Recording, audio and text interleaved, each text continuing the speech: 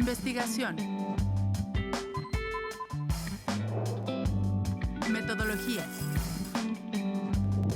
Conceptos. Síntesis.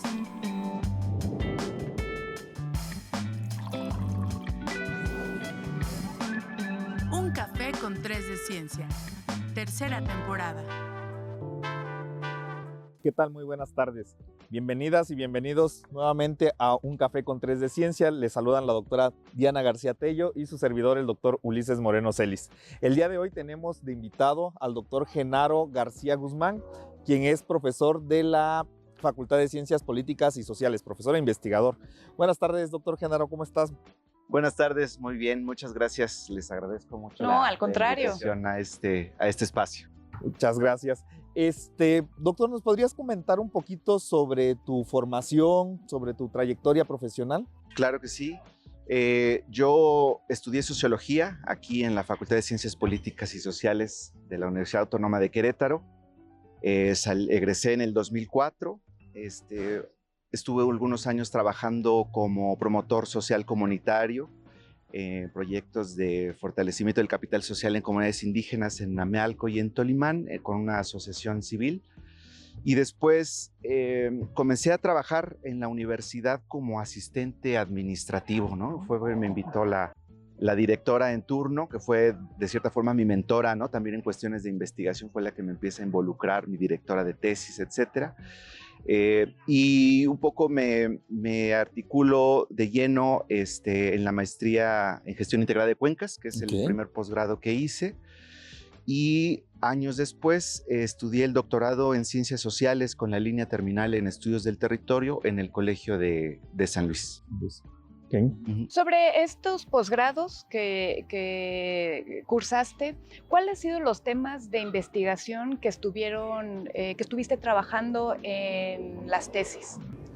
Mira, de entrada, creo que mi primer acercamiento y un poco la idea de perderle el miedo a la investigación fue en primer momento mi primera experiencia con la tesis de licenciatura, que tuve la oportunidad de tener una beca en un proyecto del CIESAS Golfo sobre proyectos de desarrollo en el Istmo de Tehuantepec. Entonces pude irme un par de años a hacer la tesis de licenciatura becado, a hacer trabajo de campo, y eso, los temas que yo trabajaba en ese momento, que empecé a trabajar, eran cuestiones del proceso de urbanización, acción colectiva, movimiento urbano popular en esta región de Oaxaca.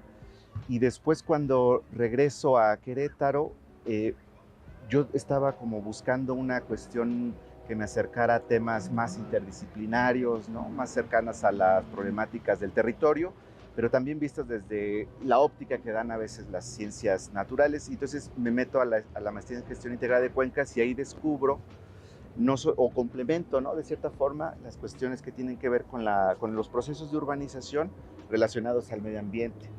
Y es ahí donde descubro un poco la temática del agua, ¿no? Que es un poco lo que he estado trabajando en los últimos años. Y me da creo yo, no sé si sólida, ¿no? Pero por lo menos sí de forma introductoria, una mirada sobre las problemáticas del territorio desde la complejidad, ¿no? De los enfoques que pueden aportar otras disciplinas. Pero ahí me centro más en la cuestión de la relación entre sociedad-naturaleza, sociedad-agua, ¿no? Pero más en ámbitos rurales ahí en la maestría. Y después en el doctorado, yo quiero seguir como profundizando, ¿no? en este ámbito, en este campo disciplinar, y me acerco al doctorado en ciencias sociales porque ahí había un grupo de investigadores, investigadoras sólido, ¿no? Con temas, ¿no? de vanguardia que a mí me interesaban mucho, que se enfocaban en la cuestión de la relación entre agua y sociedad, ¿no? Entonces es un poco como lo que trabajé en el doctorado. Me centro una vez más en la zona metropolitana de Querétaro, y en específico lo que yo trabajé en esa última tesis fue el proceso de urbanización, ¿no? De la propia de Querétaro, de la zona metropolitana, y la relación que tenía este proceso con el acaparamiento del agua, ¿no? Lo que estaba ahora en boga de la cuestión de la privatización, ¿no? el surgimiento de concesiones privadas y sobre todo los efectos que eso tiene, ¿no?, en poblaciones que son despojadas, ¿no? Los temas que trabajaste en la tesis han tenido varias aristas también, aristas donde las fronteras de nuestras propias disciplinas o primeras formaciones pues van coqueteando con otras disciplinas. ¿Qué significa o qué significó el trabajar con la interdisciplina? Pues yo creo que es una ventana al mundo, ¿no? O sea, la verdad es que de salir de una licenciatura enfocada netamente en lo social, el empezar a comprender que el mundo es más complejo que eso, ¿no? Y que somos seres y entes con una estructura mucho más compleja que a veces la sociología no alcanza, ¿no?, a dar explicaciones tan sofisticadas, ¿no? Entonces eso para mí fue un aprendizaje en términos de poder abrir un poco la mente, poder abrir la escucha, ¿no?, para lo que tienen que decir otras disciplinas que no son, ¿no?, no forman parte de mi historia, ¿no?, de mi propia formación, y que tienen algo bien interesante que decir, ¿no? Entonces yo creo que es una cuestión de, por lo menos en mi caso, de fascinación por el conocimiento, ¿no?, de fascinación por entrever las relaciones que existen en la realidad, en el mundo de lo social, y que me cayó un poco, es un poco estresante también, ¿no?, porque al principio, sobre todo en la maestría, yo recuerdo sesiones que tuve sobre edafología, ¿no?, que se me eran muy complicadas para mí, era un lenguaje que no dominaba y por más que estudiaba me costaba mucho trabajo entenderlas.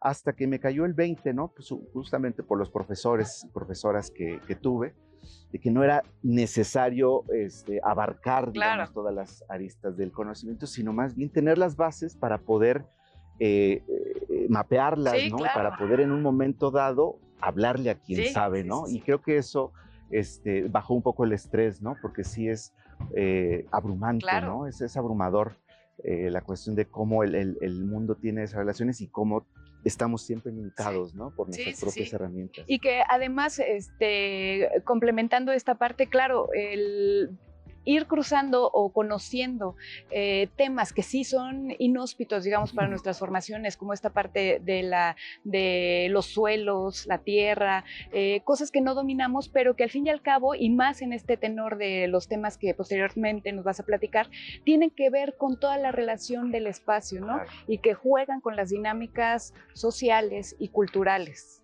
¿Bien, Juan? Exactamente. ¿Actualmente en qué programas de estudio participas? Estoy aquí de planta en la Facultad de Ciencias Políticas y Sociales, doy clases en área básica, que es el área interdisciplinar que comparten todos los programas, que son los primeros 2 semestres, en la licenciatura en Sociología, en la licenciatura en Desarrollo Local, que está en el campus Amealco, y en la Facultad de Ciencias Naturales trabajo también, colaboro desde la primera generación en Geografía Ambiental, en la propia maestría en Gestión Integrada de Cuencas.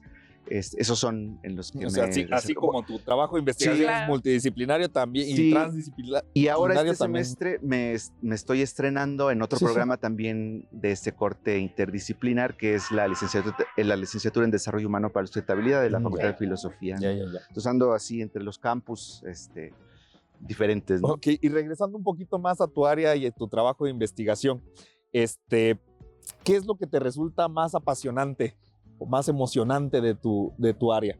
Sí, yo creo que en el proceso de investigación hay momentos, ¿no?, específicos que uno reconoce como significativos, ¿no? Me parece que ese es el momento en donde el conocimiento se hace significativo, cuando uno se engancha, ¿no? Porque la investigación tiene sus altibajos, también tiene que ver mucho con el estado emocional, ¿no?, que uno tiene, pero son esos momentos en donde descubres algo, construyes algo con alguien más que te logres cierta fascinación, ¿no?, como para poder seguir. Esos momentos yo creo que son los que uno como atesora y a los que uno recurre también, ¿no?, en las épocas de cansancio, donde uno ya no da Lo más, que te ¿no? impulsa. Sí, exactamente, ¿no? Sí, y bueno, y Aquí también retomo algo que hemos venido platicando a lo largo de los programas, que es que el proceso profesional, el proceso de investigación, no es nada más una cuestión o un camino académico en el cual nada más tengo un aprendizaje de conocimiento científico, sino también es algo donde nuestras emociones se ven implicadas, donde hay un cambio y una madurez también emocional, y eso es algo que también queremos transmitir a las y los estudiantes que nos ven, donde que esto también, nuestras emociones, la tristeza, la frustración, todo eso también son válidos en estos procesos del caminar. Sí, a mí me parece fundamental que todo aquel que quiera hacer investigación reflexione precisamente sobre el ámbito subjetivo, ¿no?, que implica el hacer investigación, porque eso lo lleva a apasionarse y a comprometerse, ¿no?, con los propios temas, pero también con las comunidades o las problemáticas con las que uno trabaja, ¿no? Me parece que en mi caso, desde la licenciatura, desde la tesis de licenciatura, tuvo mucho que ver como el contexto en el que uno se desarrolla, con la historia, la experiencia que uno va teniendo, para acercarse a los temas. En mi caso, la cuestión de los movimientos urbanos populares, mi interés por cómo se produce la ciudad, etcétera, tiene que ver con que crecí, ¿no? Me eduqué en una colonia popular, ¿no?, la Maxey, y lo que yo veía, ¿no?, alrededor, no quería acomodarlo, darle de algún sentido, ¿no? Claro, ¿no? Sí, y por eso, decidí un poco estudiar sociología, ¿no? Y después las complementar con otra visión, ¿no? Bien, actualmente, ¿cuál es algún tema o línea de investigación en el que estés inserto? Ahorita lo que he trabajado más son cuestiones de estudios sociales del agua. Hay un proyecto en específico que ya está cerrando, digamos, es su último año, que tiene que ver con los proyectos PRONACE, ¿no?, de CONACYT.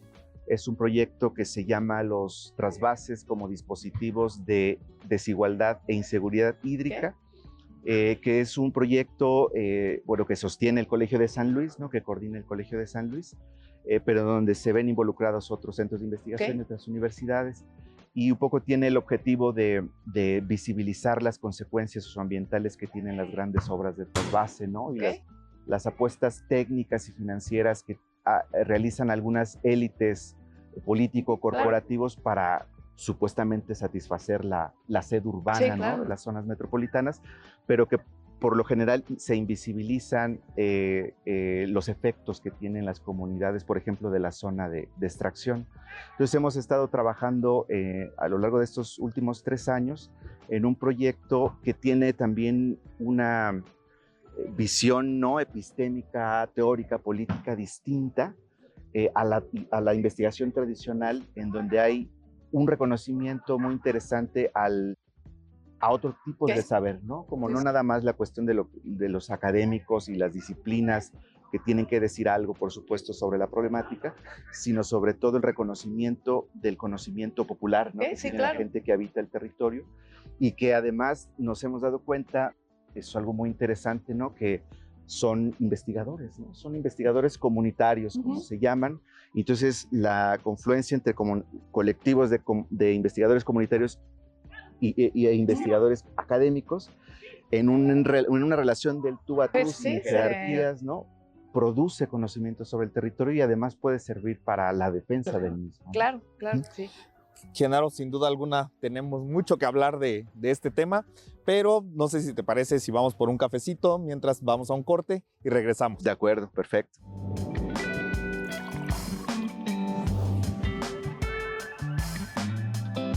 Un café con 3 de ciencia. Regresamos con la charla con el doctor Genaro García Guzmán. Él es profesor investigador de la Facultad de Ciencias Políticas y Sociales de aquí de la UAC. Y estábamos platicando sobre su quehacer profesional y también la participación en proyectos que tiene actualmente. Genaro, me gustaría ahora abordar dentro de esta trayectoria que también me ha tocado conocer, es el Museo Bajo Tierra. Y lo pregunto porque también en la actualidad ha tenido mucha presencia y visibilidad en lo que es el estado de Querétaro. Entonces quisiera que me platicaras qué es el Museo Bajo Tierra. El Museo Bajo Tierra es una iniciativa ciudadana que tiene orígenes académicos, pero que pretende trascender, ¿no?, esas fronteras. La verdad es que se crea como un espacio, como una plataforma digital de divulgación. Lo que pensamos las compañeras y los compañeros que nos reunimos para poderlo fundar, crear, diseñar y echarlo a andar, era que muchas veces las investigaciones que estábamos haciendo tenían mucha relevancia para lo que acontecía, ¿no?, en la coyuntura política del Estado, ¿no?, que era precisamente la cuestión de la privatización, ¿no?, de la ley, etcétera. Y pensamos que las tesis y esas investigaciones que hacíamos estaban quedando en las bibliotecas, ¿no? No tenían como precisamente una proyección, no estaban llegando hacia los actores, ¿no?, que estaban ahí en la primera línea, ¿no?, de la resistencia territorial. Y lo que decidimos hacer fue innovar como alguna forma que fuese más accesible para la población en términos de divulgación, y tratar de sistematizar también esos conocimientos en formas más accesibles, ¿no? De ahí que viene como un diálogo muy interesante con formas artísticas, por ejemplo, ¿no? Con cuestiones de mapeos, y de relación sobre todo con actores sociales, organizaciones y colectivos de la ciudad, de la zona metropolitana, pero también de otros municipios, con la intención de generar conocimiento a partir de este diálogo. Entonces, bueno, es una iniciativa, ¿no?, que ya tiene varios años y que sí me atrevo a decir que fue importante, digamos, sí, ¿no?, para diagnosticar el estado actual de las cosas, de cómo estaba la situación de acaparamiento del agua, de privatización, y que dio muchos argumentos justamente a las organizaciones y los movimientos sociales que estaban, ¿no? Sí, y algo también a destacar del Museo Bajo Tierra es que las personas que colaboran ahí tienen distintos perfiles, o sea, y que cada una de ellas suma desde su expertise, desde la parte de su conocimiento hacia la problemática. Entonces creo que es algo importante que destacar. Vuelvo a comentar esta parte de la relevancia que ha cobrado poco a poco Museo Bajo Tierra y está presente en las problemáticas socioambientales, claro, del estado de Querétaro, pero también de la región. Sí, claro, ¿no? Sí, la verdad es que fue también un ejercicio muy concreto y muy interesante de diálogo, ¿no?, de saberes, de ver cómo desde nuestras diferentes experiencias profesionales o disciplinares podíamos aportar bajo la figura de museo, ¿no? Decían, bueno, de museo uno no sabe absolutamente nada, pero bueno, ahí el diálogo, por ejemplo, con el compañero curador, ¿no?, con la compañera que viene de la biología, de las ciencias jurídicas, ¿no?, de la propia geografía, etcétera, que ha servido como un espacio de confluencia, ¿no?, precisamente entre diferentes saberes, y el producto, digamos, ¿no?, parece un producto, digamos, de calidad, con cariño, claro, ¿no?, con pasión, y que a veces justamente ese tipo de productos entregables no tienen como mucho respaldo o impacto en términos de la investigación como tradicional, ¿no? No es reconocida. Creo que en la universidad está cambiando, ¿no? Y hay cada vez más apertura justamente para labores de ciencia ciudadana, ¿no? De labores de divulgación o de difusión. Y eso me parecía como muy importante, tratar de complementar, ¿no?, la labor académica con unas formas distintas, ¿no?, de generar conocimiento. Sí, y creo que aquí conjuntas dos partes muy interesantes que a veces en donde la investigación se queda corta, ¿no?, en la parte de la colaboración. Sí. O sea, que estás colaborando con otras áreas, con otras instituciones inclusive, y la difusión del conocimiento, la difusión, el dar a conocer este conocimiento. En ese sentido, y este proyecto que acabas de comentar ahorita de Museo Bajo Tierra, creo que lo engloba muy bien, pero en tus otras investigaciones, en el tema de agua, en el tema de sociedad, ¿cómo le hacen para difundir los resultados que están obteniendo, toda esta información que están compilando? Mira, en general como que ubicamos, o por lo menos en mi caso particular, las formas más sencillas de comunicarlo, ¿no?, en términos de lenguaje, pero también de formato, ¿no? Entonces esta cuestión nos han invitado mucho a coloquios, a congresos, ¿no?, conferencias, foros ciudadanos, etcétera, que es como la clásica, el clásico instrumento de la conferencia, ¿no?, de la plática, etcétera. Creo que donde menos hemos trabajado es en la cuestión de producción de artículos, por ejemplo, ¿no? Porque personalmente también yo tenía como un conflicto en términos de producir artículos científicos, ¿no? En revistas indexadas y esa cuestión, que se quedan como en un cierto nivel de debate, de conocimiento. Por supuesto que es importante, no lo demerito, ¿no? Porque es así como avanza también la ciencia, pero el efecto, digamos, que buscábamos era más bien dialogar con la ciudadanía, con quienes tienen otro tipo de conocimientos, no específicamente disciplinares, ¿no? Entonces creo que eso, y sobre todo que el museo también tiene un componente territorial, es decir, le llamamos itinerante, ¿no? Que tiene la posibilidad de que las obras, aunque están en un museo digital, puedan ir al territorio, puedan ir al barrio donde nos inviten, a las escuelas, ¿no? Etcétera. Y ahí es donde se construye y para nosotros adquiere sentido, ¿no? Okay. ¿Qué consejo le das o le darías a las nuevas generaciones, a tus estudiantes, a las estudiantes, para que se interesen por la generación de conocimiento, por la investigación, por involucrarse a las problemáticas que vivimos diariamente? Híjole, yo creo que primero es como perder el miedo, ¿no? Porque en las generaciones para los que uno sirve y se articula, hay como cierta reticencia, cierto miedo, ¿no? A hacer la investigación, porque se confunde que la investigación es tesis, ¿no? Y me parece que la tesis es una vía de hacer investigación, pero yo sí pienso que la investigación la hacemos de forma cotidiana, ¿no? Todo el mundo hacemos investigación de diferentes formas, con diferentes enfoques, técnicas incluso. El colectivo de investigadores comunitarios es una muestra justamente, ¿no? De que cada quien puede ir haciendo su archivo, ¿no? El conocimiento sobre sus problemáticas, etc.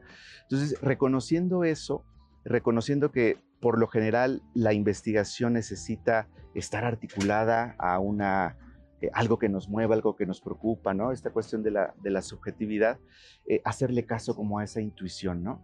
Y pensar que hay que ir experimentando, hay que ir perdiéndole el miedo, hay que irse aventando.